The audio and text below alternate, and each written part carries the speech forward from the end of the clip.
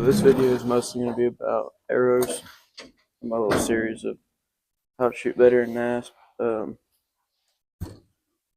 So if you don't know, I'm Colton Mullins. I've been shooting nasp for 3 years. I've been shooting these units disposed and these aluminum arrows for 3 years.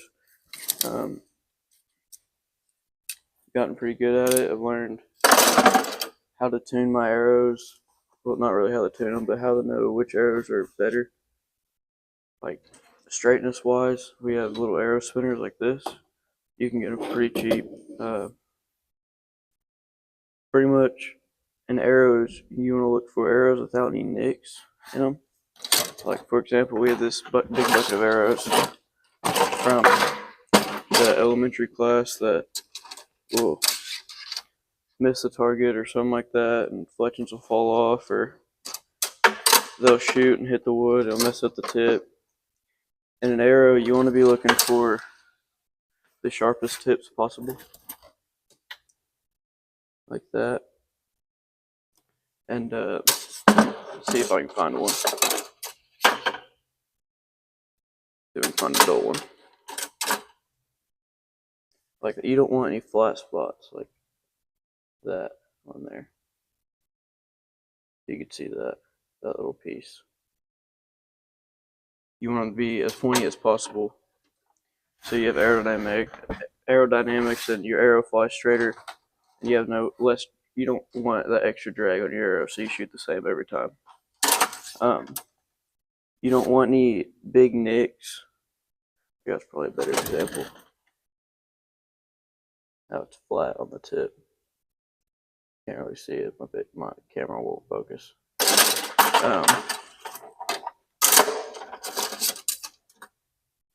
These arrows are actually pretty good. Some of them just need new nocks. You can get, I don't know how much nasp nocks are. I know they're pretty cheap. I think you can get a box of them, or you can just get little bags of them pretty cheap. But you can get a box for like 30-50 bucks or something like that of all the knock colors. Holy crap. Let's see if one of mine has a nick in it. Like this. You can see it better with this color. Like those little nicks in there. That's from an arrow hitting them. I mean, they won't affect it a lot, but it's better to shoot arrows without these nicks down the shaft. And you want to find arrows without nicks pretty much, and a sharp point. And you can replace points. You can replace nocks, and you don't want any holes in them, like that. That's from where one of them is shot and hanging like that in the target, and somebody hit it. Fletchings. You want to make sure your fletchings don't have tears in them, like that. Or you want to make sure your fletchings are also even, which that means like you see these fletchings are pretty even in the same spot. You don't want fletchings that are like, I just find a shaft, a bare shaft.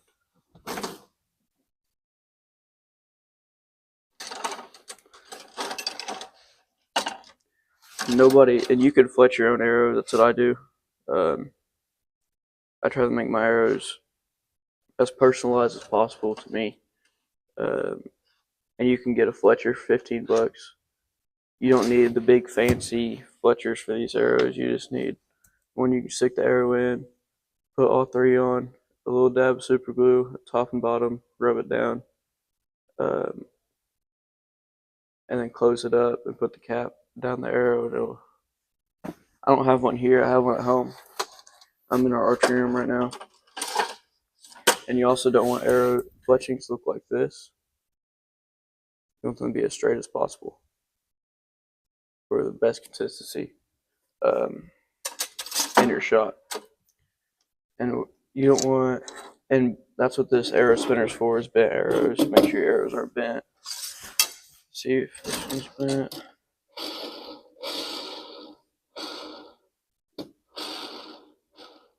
And one thing I see a lot of people do is they will only look at the tip when they spin it. I don't know if you can see it on the camera, this arrow is bent.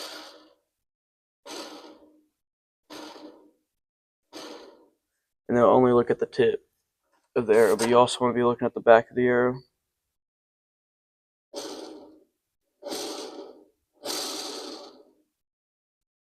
This one has a straighter back than it does on the front side.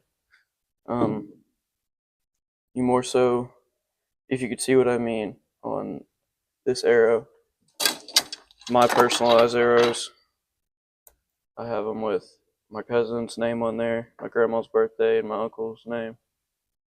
They passed away last year, the year before. So you more want them to look like this when you're spinning them. Just straight, no floppiness.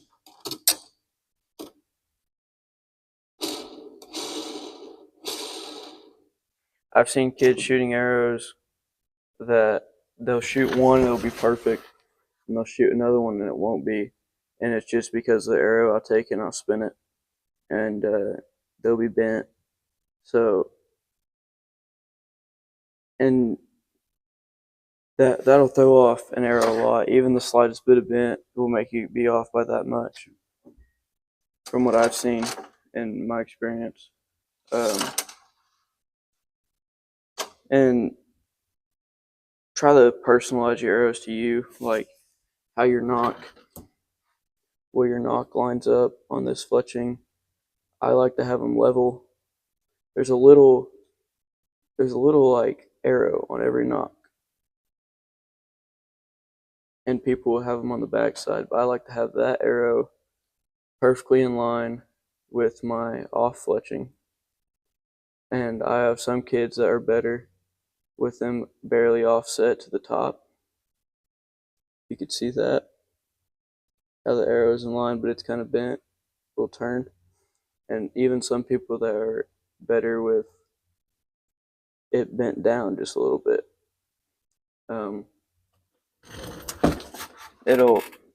You just gotta find the little things that help you. In my opinion, the nock even with the arrow is, in my opinion, way better. I'm more consistent like that.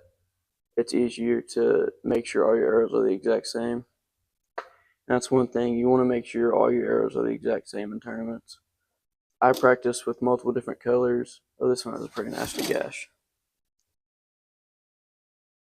You could see, I practice with multiple different colors. I just throw them in the quiver and practice, but in tournaments I practice the same color, same exact fletching, the pointiest tips possible, no gashes, and the same exact aligned nocks.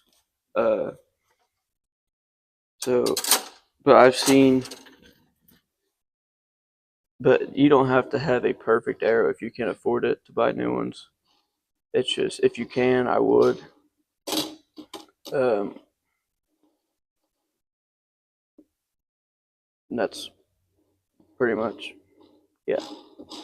But I would try to make sure your arrows are the same as possible, if you get what I'm saying. And that's probably gonna be it for this video. Just going through arrows, make sure they're straight, no gashes, nocks lined up the same, fletchings are even, and the pointy tips, and make sure they're not bent. You could even, before we had a arrow roller, I would put it on my dining room table and roll my arrow across it with my fletchings hanging off the side, and see if my arrow goes like that or if it just rolls. I could probably give you an example of that. Oh, this desk is kind of dirty. So just roll it across there like that.